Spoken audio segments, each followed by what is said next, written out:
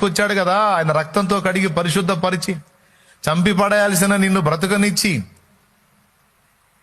ఆయన రెక్కల కిందికి చేర్చుకుని అనేకులకు ఆశీర్వాద కారణంగా నిన్ను చేయాలని కోరుకుంటున్నాడు కదా.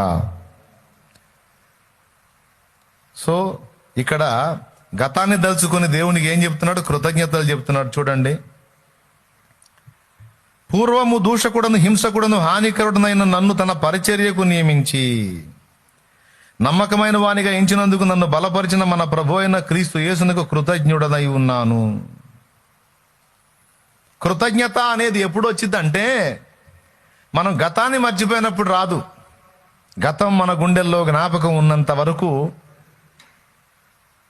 దేవుడు మనకు చేసిన ప్రతి మేలుకి కృతజ్ఞతలు చెప్పటం, కన్నీళ్లతో దేవుని మయంపరచడమే జరిగింది. ఒకప్పుడు కట్టుకునే దానికి సరైన వస్త్రం లేదు, ఇప్పుడు దేవుడు నూతన వస్త్రాలు ఇచ్చి కట్టుకోరా అని